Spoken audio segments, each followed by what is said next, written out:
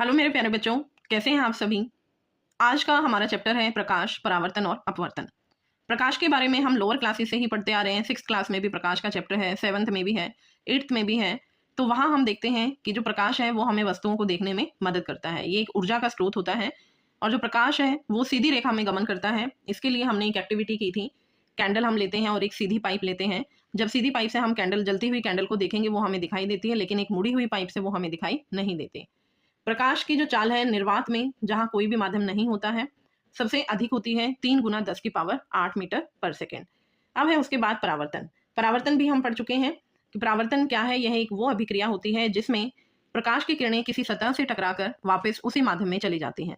तो इसके लिए कुछ टर्म्स हैं।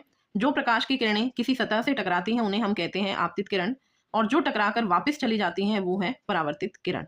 और इसी सतह पर, इस सरफेस पर हम एक 90 डिग्री का कोण पर एक लाइन ड्रॉ करते हैं जिसे हम बोलते हैं अभिलंब।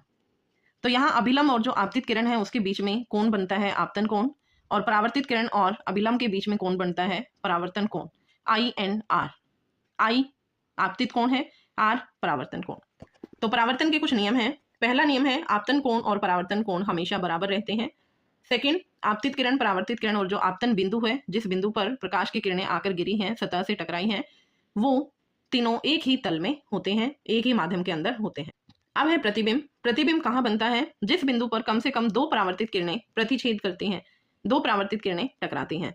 हम प्रतिबिंब के केस देखेंगे आगे चलकर दर्पण के अंदर, लेंस में। नेक्स्ट, दर्पण।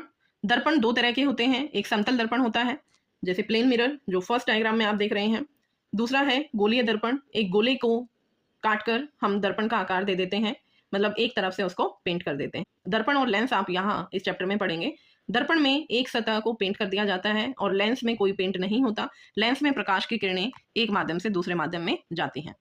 तो दर्पण यहाँ हमारे 2 हैं, समतल दर्पण प्लेन मिरर, और गोलीय दर्पण जहाँ एक गोले को कट कर दिया जाता है और उसकी एक सतह को हम पेंट कर देते हैं।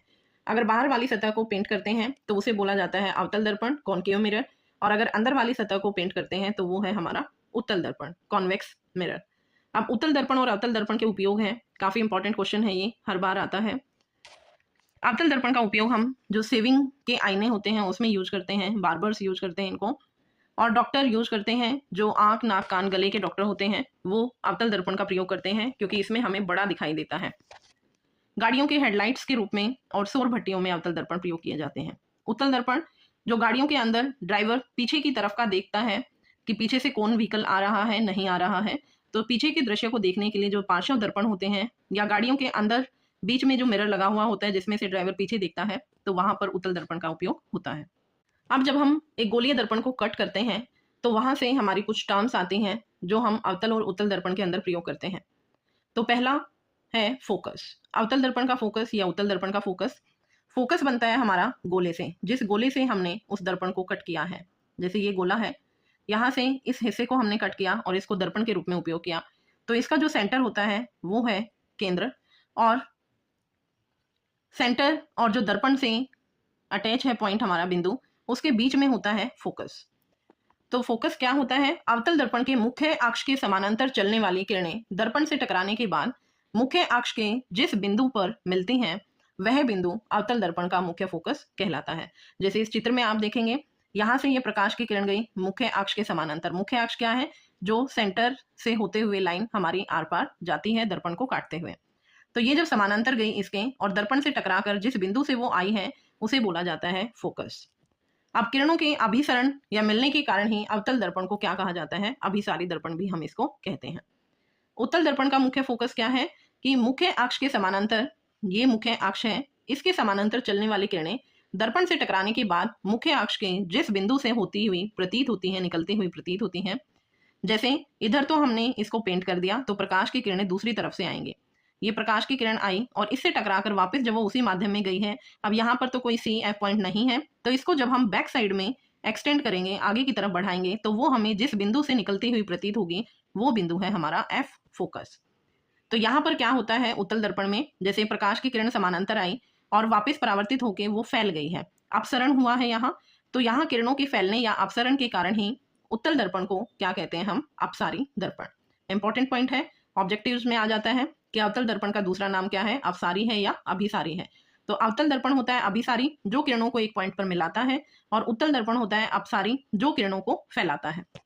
यहाँ इस डायग्राम में आप देख सकते हैं बहुत सारी किरणें आपको यहाँ दिखाई दे रही हैं।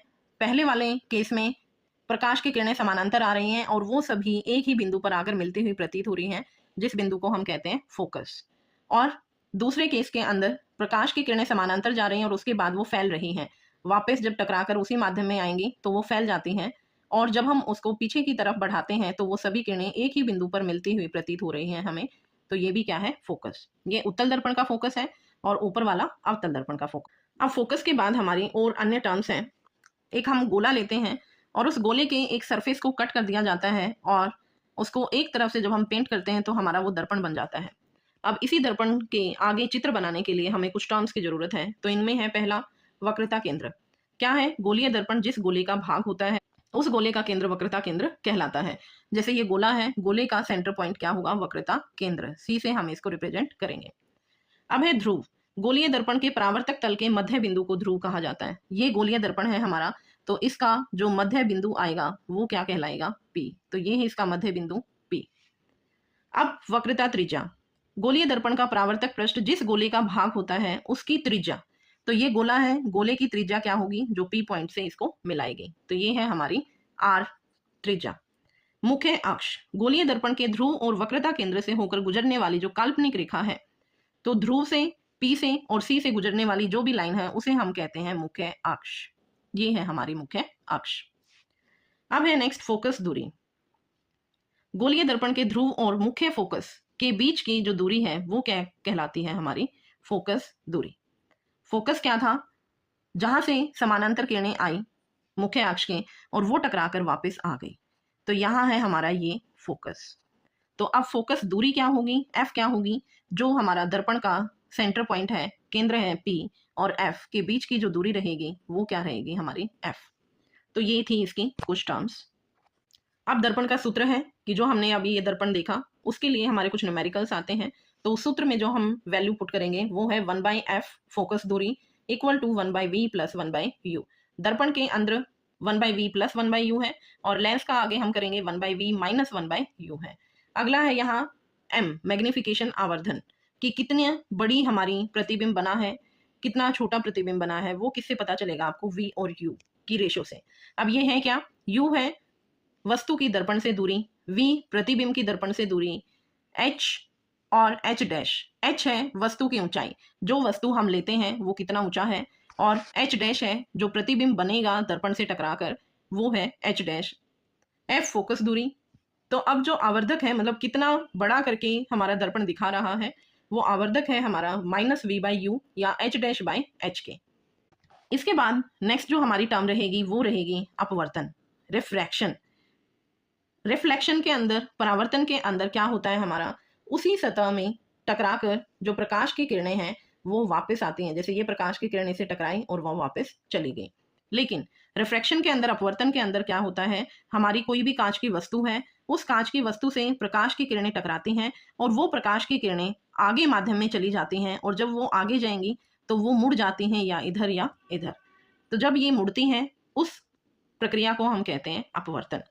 तो अपवर्तन क्या है, जब प्रकाश एक माध्यम से दूसरे माध्यम में तिरछा होकर जाता है तो दूसरे माध्यम में उसकी दिशा परावर्तित हो जाती है। अब इसके भी कुछ नियम हैं। यहाँ पर भी जो किरण आ रही है उस माध्यम से टकराएगी, आपतित किरण होगी, जो टकराकर बाहर निकलेगी वो परावर्तित किरण होगी। तो आपतित और परावर्तित किरणें दोनों पारदर्शी माध्यमों के बीच आपतन बिंदु पर जो लंब हम ड्रॉ करेंगे, अभिलंब, ये तीनों ही एक ही तल में होते हैं। और आपतन कोण की जो जया है और अपवर्तन कोण की जया का अनुपात किसी एक रंग के प्रकाश और किन्हीं दो माध्यमों के लिए एक स्थिरांक होगा। और यहीं से आता है हमारा स्नेल का अपवर्तनांक नियम। काफी इंपॉर्टेंट क्वेश्चन है। स्नेल का नियम आ जाता है डायरेक्ट, वो क्या है, आपको यही बताना है कि जो आपतन कोण और परावर्तन कोण की जया का जो रेशो आएगा, अनुपात आएगा, वो एक स्थिरांक के बराबर होता है और इस स्थिरांक को हम कहते हैं अपवर्तनांक, क्योंकि ये अपवर्तन प्रक्रिया से ही आया है। तो ये हमें उस माध्यम के बारे में बताता है कि कितना माध्यम सघन है या विरल माध्यम है, कितना वहां से हमारी जो प्रकाश की किरणें हैं वो टकराकर बैंड हुई है, मुड़ी है, और किस तरफ वो मुड़ रही है, अभिलंब की तरफ मुड़ रही है या अभिलंब से दूर। अब जो हमने अपवर्तन और परावर्तन के बारे में पढ़ा कि जो अपवर्तन होता है वो दर्पण से होता है और परावर्तन लेंस के माध्यम से होता है, तो यहाँ पर इनके कुछ आरेख बनाए जाते हैं। उन आरेख को बनाने के लिए नियम दिए गए हैं। पहला नियम क्या कहता है कि अगर हमारी प्रकाश की किरण जो किसी वस्तु से टकराकर आती है समानांतर, मुख्य अक्ष के ये मुख्य अक्ष है, अगर ये समानांतर आएगी तो उससे टकराकर ये एफ से पास करेगी। ये अवतल दर्पण का केस है, ये उत्तल दर्पण का है। उत्तल दर्पण क्योंकि किरणों को फैलाता है तो वो वापस तो इधर ही जा रहा है, लेकिन जब उसको हम पीछे की तरफ मोड़ेंगे, एक्सटेंड करेंगे, तो वो एफ से जाती हुई प्रतीत होती है। दूसरा नियम है, जो किरण वक्रता केंद्र से होकर आपतित होती है, अवतल दर्पण या वक्रता केंद्र की दिशा में जाती हुई प्रतीत होती है, तो वह किरण परावर्तन के पश्चात उसी मार्ग से वापस आती है। कि अगर ये सी से जा रही है या सी से जाती हुई प्रतीत हो रही है उत्तल दर्पण के केस में, तो वो वापस सी से ही जाएगी। समानांतर गई है तो एफ से जाएगी, एंड अगर सी से जा रही है तो सी से ही वो वापस आएगी। अब तीसरा है पहले वाले नियम का अपोजिट, जो किरण फोकस से होकर आपतित होती है वो फोकस की दिशा से आती हुई प्रतीत हो रही है, तो परावर्तन के पश्चात मुख्य अक्ष के समानांतर चली जाती है। अगर एफ से जा रही है तो वो परावर्तित होकर समानांतर जाएगी।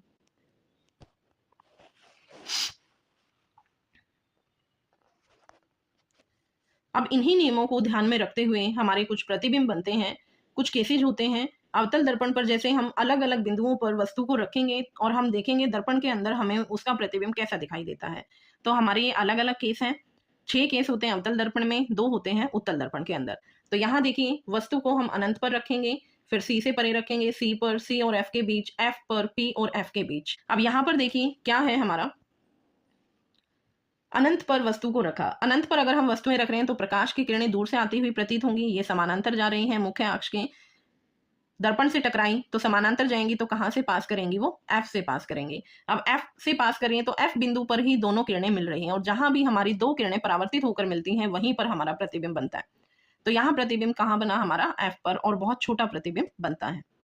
अब जब आप ये अलग अलग केस बनाएंगे तो इसमें आपको ये ध्यान रखना है, 3 नियम है हमारे। अगर प्रकाश की किरण समानांतर गई, एफ से पास करेगी, एफ से जाएगी तो वो सी से पास, एफ से जाएगी तो वो समानांतर जाएगी, और अगर सी से जा रही है वो, तो सी से ही वो वापस आएगी।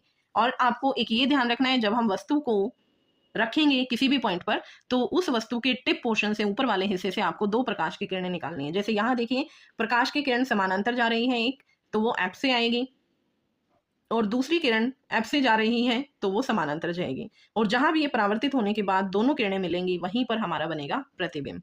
तो यहाँ देखिए, हमारा जो प्रतिबिंब बन रहा है, अगर आपने सी से परे रखा तो प्रतिबिंब बनेगा हमारा सी और एफ के बीच में। नेक्स्ट में देखिए, सी पर अगर आप वस्तु को रख रहे हो तो सी पर ही प्रतिबिंब बनेगा। एक प्रकाश की किरण हमारी समानांतर जाएगी और दूसरी प्रकाश की किरण हमारी एफ से पास करेगी।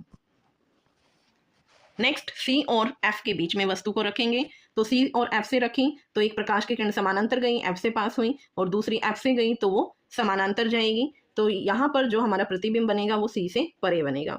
एफ पर अगर हमने वस्तु को रखा है तो एफ पर जब हम वस्तु को रखेंगे तो प्रकाश की किरणें हमारी यहाँ एक जो समानांतर गई है वो एफ से ही पास करेगी, और दूसरी हमारी सी से पास करेगी, क्योंकि एफ पे तो हमने वस्तु को रख ही रखा है, तो एफ से दूसरी किरण नहीं जा सकती, वो किरण जाएगी हमारी सी से। और यहाँ पर आप देखेंगे कि आपको ये यहाँ जो गैप है वो बहुत ही कम होता हुआ दिखाई दे रहा है, डिक्रीज कम हो रहा है।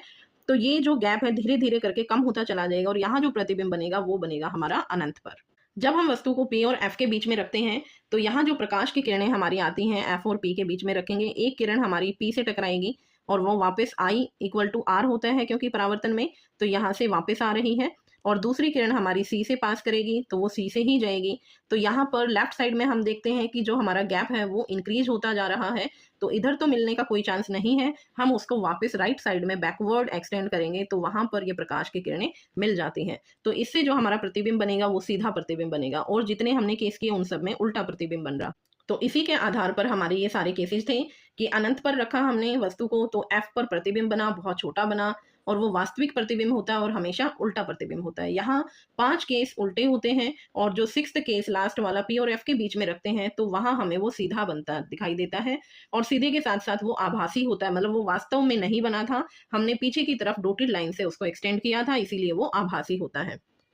तो ये है, सी से परे रखा, एफ और सी के बीच बना, छोटा प्रतिबिंब बना, सी पर वस्तु रखी तो सी पर ही प्रतिबिंब बना समान साइज का, सी और एफ के बीच रखा, सी से परे बनेगा बड़े आकार का, एफ पर रखा अनंत पर बनेगा प्रतिबिंब और अत्यधिक बड़ा बनेगा। अब है हमारे 2 केस उत्तल दर्पण के। उत्तल दर्पण में 2 ही केस हम करेंगे।